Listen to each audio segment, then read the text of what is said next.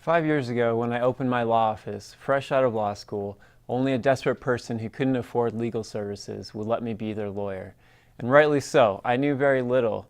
So I just started volunteering with refugees and asylum seekers, and I vividly remember my first asylum intake. I'm sitting in this office, screening a woman from Eritrea, wondering what continent that was on.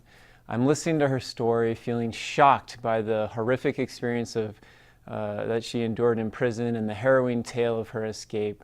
I was awed by the strength of her faith throughout. I knew that this was a person I needed to know. So I threw professional distance out the window, and that woman became great friends with my wife, Alicia, and I.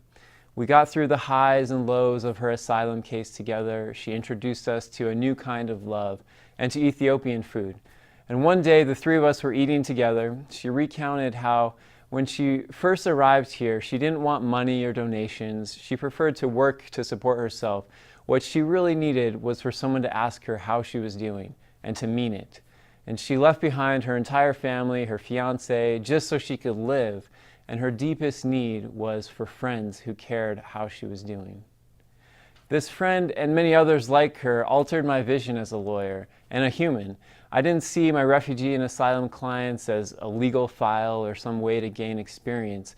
They were people with dreams and goals, with powerful talents, wisdom and character, with a desire for a relationship. They wanted someone to care how they were doing, just like you and me, right? And it's been the great experience of my life to journey with them. My friend from Bhutan, he fills me with passion, recounting stories of his service to Kathmandu's orphans. My friends from Burma show me how to garden in community. My brothers from Congo school me every time on the soccer field.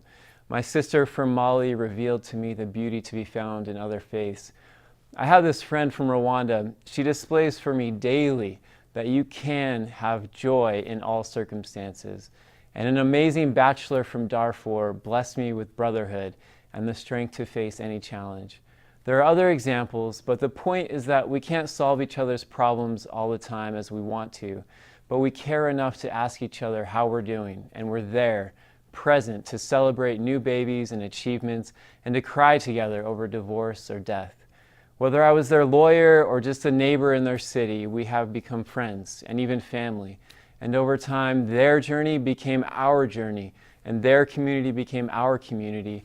And I think it's only when that shift has taken place that we as a city, as a country, really as a human race can begin to understand our needs and how we can address them together. So thank you, Mayor Hancock, the City of Denver, and the Immigrant and Refugee Commission for recognizing how I've tried to live my life. This award belongs to these inspiring friends. I hope this type of friendship will be my legacy and the legacy of my city, that we befriended others, standing for each other, not just ourselves. Because in that environment, people of all types will finally have the ability to shine like they were born to, and our city will become all that it can be. Thank you very much for this honor. Now go befriend a refugee. I promise your life will never be the same.